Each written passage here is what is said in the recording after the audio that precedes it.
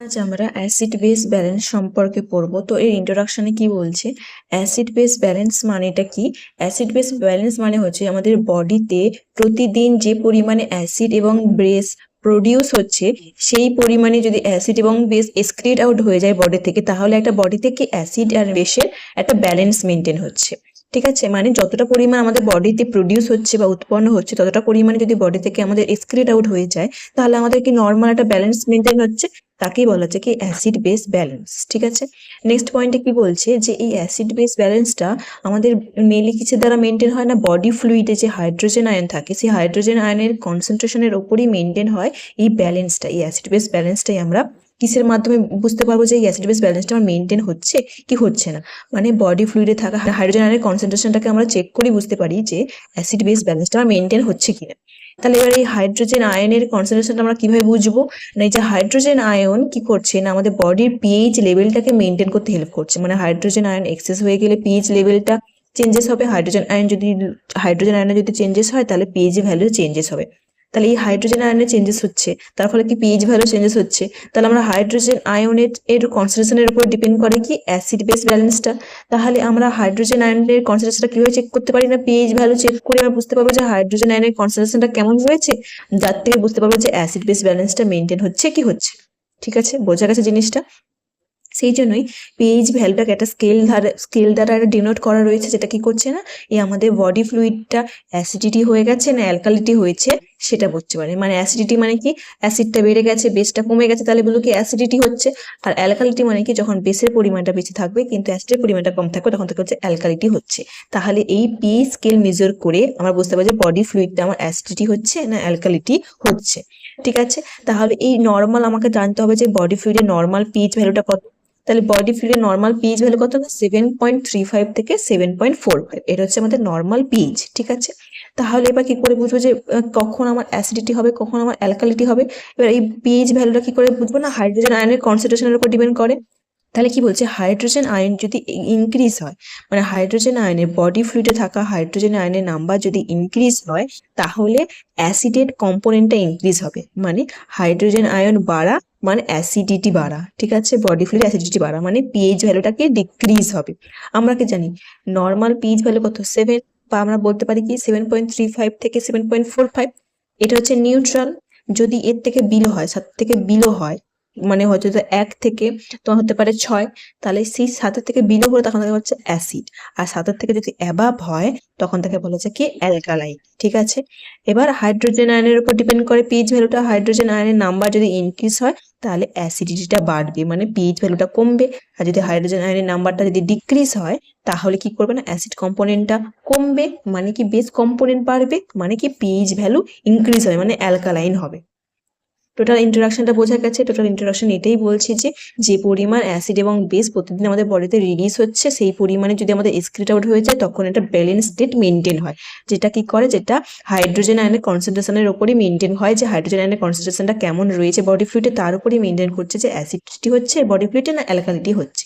যে হাইড্রোজেন আয়নটা আমরা ডাইরেক্ট তো ওইভাবে চেক করতে পারি না, সেজন্য কি পিএইচ ভ্যালু দ্বারা ডিনোট করা হয়েছে।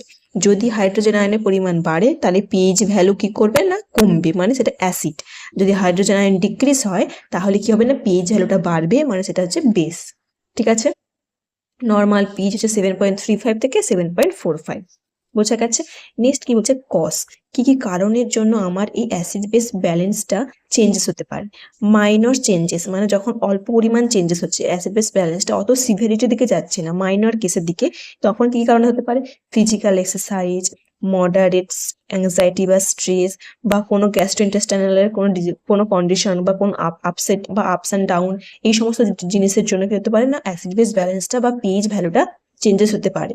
আর মেজর চেঞ্জেস কি করে হয় পিএইচ ভ্যালুটা, না কোনো রকমের যদি কোনো সিভিয়ার কোনো ট্রমা হতে থাকে, বা কোনো যদি ডায়াবেটিস মেটাস যদি আনকন্ট্রোল অবস্থা থাকে, শক হয়, তারপর ধরো কোনো রকমের কোনো নর্মাল কোনো মেডিকেল কন্ডিশনটা সেটা অ্যাবনর্মাল কেসের দিকে যাচ্ছে, তখন এই পিএইচ ভ্যালুটাকে হচ্ছে মেজর চেঞ্জেস, মানে হঠাৎ করে আপস অ্যান্ড ডাউন দেখা যেতে পারে এই পিএইচ ভ্যালু। ঠিক আছে, কজেস গুলো বোঝা গেছে।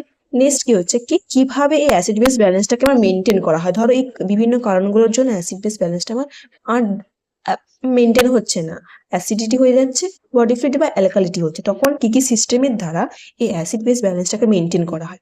মেনলি কি হচ্ছে না, তিনটে, একটা হচ্ছে কেমিক্যাল, বায়োলজিক্যাল আর ফিজিওলজিক্যাল বাফার, এই তিনটে সিস্টেমের দ্বারাই মেনলি আমাদের বডিতে অ্যাসিড বেস ব্যালেন্সটাকে মেনটেন করা হয়। ঠিক আছে, এবার এই যে কেমিক্যাল, বায়োলজিক্যাল এবং ফিজিওলজিক্যাল বাফার সিস্টেমটা, এবার এই তিনটে আমরা প্রত্যেক স্টেপে স্টেপে আমরা ধাপে ধাপে পড়বো। ঠিক আছে, তার আগে জানতে হবে যে এই বাফার সিস্টেম মানেটা কি, বাফার জিনিসটা কি।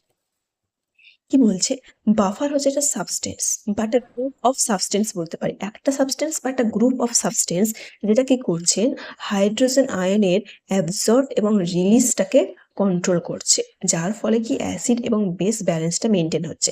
আমরা জানি কি হাইড্রোজেন আয়ন বাড়া মানে অ্যাসিডিটি বাড়া, হাইড্রোজেন আয়ন কমা মানে অ্যাসিডিটি কমা বা বেস, হাইড্রোজেন আয়ন বাড়া মানে অ্যাসিড, হাইড্রোজেন আয়ন কমা মানে বেস। ঠিক আছে, তাহলে এই যখন দেখবো যে কোনো রকমের কোনো বডি ফ্লুইডটা অ্যাসিডিটির দিকে যাচ্ছে, মানে কি তার মধ্যে হাইড্রোজেন আয়নটা বেশি আছে, তাহলে ওই হাইড্রোজেন আয়নকে কে অ্যাবজর্ব করে নেবে, যার ফলে কি অ্যাসিডিটিটা কমে যায়। আর কোনো কারণে যদি বডি ফ্লুইড অ্যালকালাইন হয়ে যায়, তার মানে কি হাইড্রোজেন আয়ন ওখানে কম রয়েছে, সেই জন্যই কি ওই বডি ফ্লুইডটা অ্যালকালাইন হয়েছে, তাহলে সেখানে হাইড্রোজেন আয়ন প্রচুর পরিমাণে রিলিজ করবে, যার জন্য কি অ্যাসিড বেস ব্যালেন্সটা আমার মেনটেন হবে। ঠিক আছে, বাফার সিস্টেমটা বোঝা গেছে। এবারে যে তিনটে বাফার সিস্টেম দ্বারা আমাদের অ্যাসিড বেস ব্যালেন্সটা মেনটেন হয়, সেগুলো ধাপে ধাপে পড়বো। ফার্স্ট কি, কেমিক্যাল রেগুলেশন বা কেমিক্যাল বাফার সিস্টেমটা পড়বো। ঠিক আছে, মানে কেমিক্যালি রেগুলেশনের মাধ্যমে কিভাবে অ্যাসিড বেস ইমব্যালেন্সটাকে মেনটেন করা হয় সেটা সম্পর্কে পড়বো। তো সেখানে যে কেমিক্যাল বাফার সিস্টেমে মেনলি তিনটে কেমিক্যাল বাফার আর মেনলি ফাংশন করে, কি কি, এটা হচ্ছে বাইকার্বনেট বাফার, ফসফেট বাফার এবং প্রোটিন বাফার, এই তিনটে কেমিক্যাল বাফারটাই মেনলি এই কেমিক্যাল রেগুলেশনে ফাংশন করে। ঠিক আছে, এবার এই যে তিনটে কেমিক্যাল বাফারটা আমরা বলছিলাম কেমিক্যাল বাফার সিস্টেমের এক্সাম্পল হিসেবে, এই তিনটে বাফার সিস্টেমে সেম ওয়েতে ফাংশন করে। ঠিক আছে, কিন্তু তার মধ্যে সবচেয়ে লার্জেস্ট কেমিক্যাল বাফার কোনটা না, বাইকার্বনেট।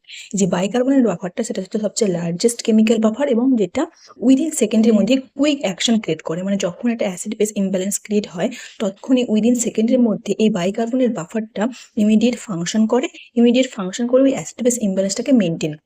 ঠিক আছে, যেটা কোথায় অবস্থান করে না, যেটা কি করছে না, আমাদের যে বডিতে ফ্লুইড রয়েছে, যেটা এক্সট্রা সেলুলার ফ্লুইডের মধ্যে এই বাইকার্বনেট বাফারটা প্রেজেন্ট থাকে।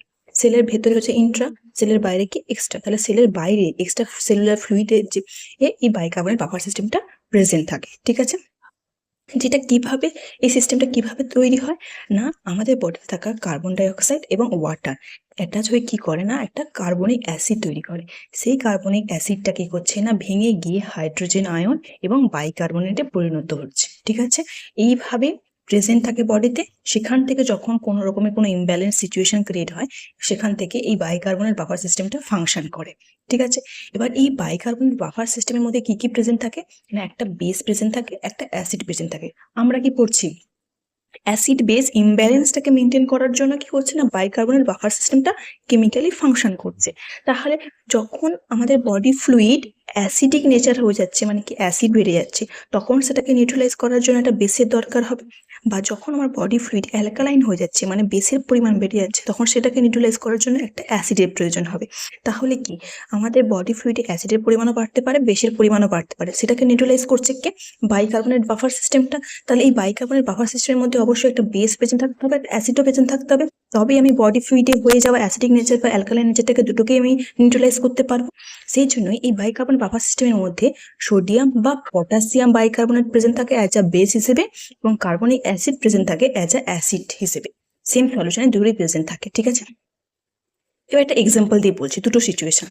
ধরো আমাদের বডিতে থাকা ফ্লুইডের মধ্যে অ্যাসিডের পরিমাণ বাড়তে রয়েছে, মানে আমার বডি ফ্লুইডটা অ্যাসিডিক নেচার ক্রিয়েট করছে, মানে এই সেল বডিতে বাড়তে আছে, তখন আমার বাইকার্বনেট বাফার সিস্টেমটাকে অ্যাক্টিভেটেড হবে এবং সেটাকে নিউট্রালাইজ করার জন্য কি একটা বেস রিলিজ করবে, কারণ বডিতে অ্যাসিডের পরিমাণ বাড়তে আছে, তাহলে অ্যাসিডটাকে নিউট্রালাইজ করার জন্য এই বাফার সিস্টেমটাকে বেসটাকে দেবে।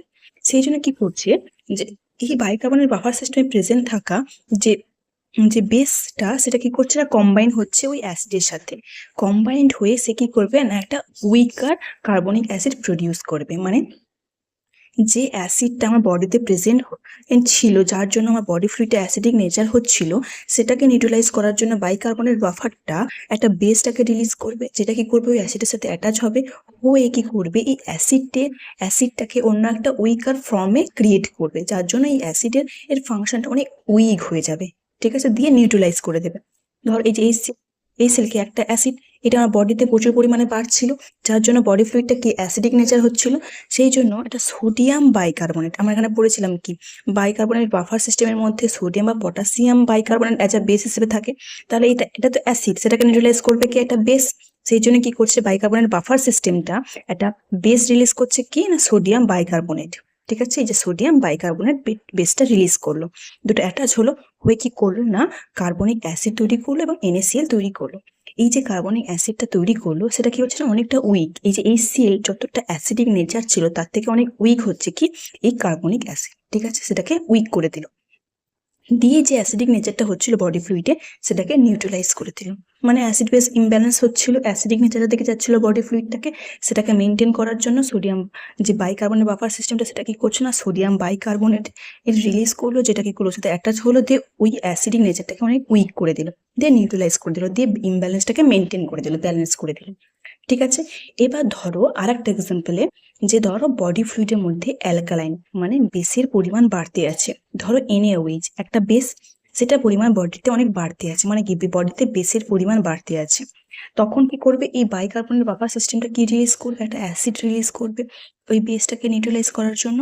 দিয়ে কি অ্যাসিড রিলিজ করবো না কার্বনিক অ্যাসিড। এই যে বাইকার্বনেট বাফার সিস্টেমের মধ্যে একটা বেস থাকবে এবং একটা অ্যাসিড থাকবে, বেসটা এখানে এক্সাম্পল দিয়ে বোঝালাম, এবার অ্যাসিড, এই অ্যাসিডটা রিলিজ করলো, দিয়ে ওই বেসের সাথে কি অ্যাটাচ হলো। তাহলে একটা বেস যখন বডি ফ্লুইডের মধ্যে বাড়তে আছে বা অ্যালকালাইন হতে আছে বডি ফ্লুইডটা, তখন কার্বনিক অ্যাসিড অ্যাসিড রূপে বেসের সাথে অ্যাটাচ হলো, ওই কি করলো না উইকার সোডিয়াম বাইকার্বনেট বা উইক একটা বেস তৈরি করলো।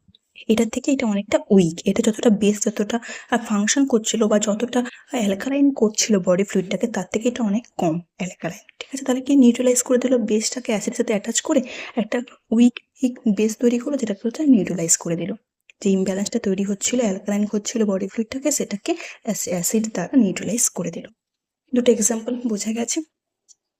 আর কি বলছে না এই যে সোডিয়াম বাইকার্বনেট বা কার্বনিক অ্যাসিড যে দ্বারা যে রেগুলেট করছি আমরা, মানে যে এখানে যে সোডিয়াম বাইকার্বনেট বলছি আমরা, যে বাইকার্বনেট বাফার সিস্টেমের মধ্যে যে অ্যাসিড বা বেস দ্বারা আমরা এটাকে নিউট্রালাইজ করছি, সেটা কি করছে না সেটা কিডনি এবং রেসপিরেটরি সিস্টেম দ্বারা মেনটেন হচ্ছে।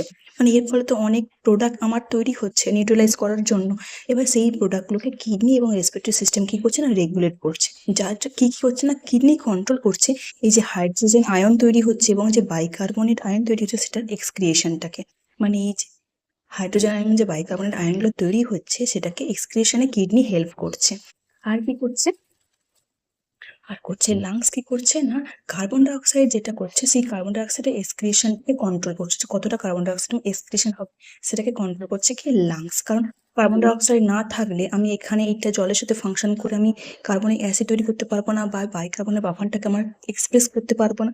এই হয়তো বাইকার্বনেট বাফার সিস্টেমটা তৈরি হচ্ছে, দিয়ে তার মধ্যে আমার এই বেস তার মধ্যে আমার এই বেস প্রেজেন্ট থাকছে আর এই অ্যাসিড প্রেজেন্ট থাকছে। তাহলে এইটা যদি তৈরি না হয় তাহলে কার্বন ডাইঅক্সাইড কতটা এক্সক্রিট আউট হবে সেটা কি করছে লাংস মেনটেন করছে। আর এই যে প্রত্যেকটা সময় আমার যে হাইড্রোজেন আয়ন আর বাইকার্বনেট আয়ন তৈরি হচ্ছে সেটা এক্সক্রিশনে কিডনি হেল্প করছে। তাহলে এই দুটো জিনিস রেগুলেট করতে হেল্প করে। ঠিক আছে, বোঝা গেছে। এইটা হচ্ছে তো একটা, আমরা কি বললাম তিনটে কেমিক্যাল বাফার রয়েছে, তার মধ্যে সব তিনটে সেম ভাবে ফাংশন করে। বাইকার্বনেট বাফারটা সম্পর্কে এতক্ষণ পড়লাম। আর একটা বাফার রয়েছে কি প্রোটিন বাফার। কি বলেছে এখানে যে সেকেন্ড কেমিক্যাল যে বাফার সিস্টেমটা ইনভলভ রয়েছে যে প্রোটিন বাফার, তার মধ্যে কি রয়েছে অ্যালবুমিন রয়েছে, ফাইব্রিনোজেন রয়েছে, প্রথমবিন রয়েছে এবং গামা গ্লোবিউলিন রয়েছে। এইগুলো একটা মানে অ্যাসিড বেস ইমব্যালেন্সটাকে মেনটেন করতে কেমিক্যাল রেগুলেশনে হেল্প করে। ঠিক আছে, এই যে প্রোটিনগুলো কিভাবে করে না এই প্রোটিনগুলো হাইড্রোজেন আয়ন কতটা রিলিজ হবে, কিভাবে বাইন্ড করবে, দিয়ে অ্যাসিডোসিস বা অ্যালকালোসিসটাকে কারেক্ট করতে হেল্প করে। ঠিক আছে, মেনলি প্রোটিনটা কি হচ্ছে হাইড্রোজেন আয়নের উপর ডিপেন্ড করে অ্যাসিডোসিস বা অ্যালকালোসিসটাকে কারেক্ট করতে হেল্প করে। কিন্তু এই যে ক্যাপাসিটিটা মানে বাইকার্বনের বাফার সিস্টেমে, এই যে বাইকার্বনের বাফার সিস্টেমটা ক্যাপাসিটিটা অনেকটা বেশি, মানে এ উইক ভাবে অ্যাকশন করে এবং যতটা পরিমাণ অ্যাসিড বেস ইমব্যালেন্স হোক না কেন ওটাকে কারেক্ট করে দিতে পারে। কিন্তু প্রোটিন বাফার সেটা লিমিটেড রয়েছে, তার থেকে বেশি ইমব্যালেন্স হয়ে গেলে যেটাকে কারেক্ট করতে পারে না। এর একটা কি লিমিটেশন রয়েছে, এটা লিমিটেড রয়েছে। ঠিক আছে, বোঝা গেছে কেমিক্যাল রেগুলেশনটা।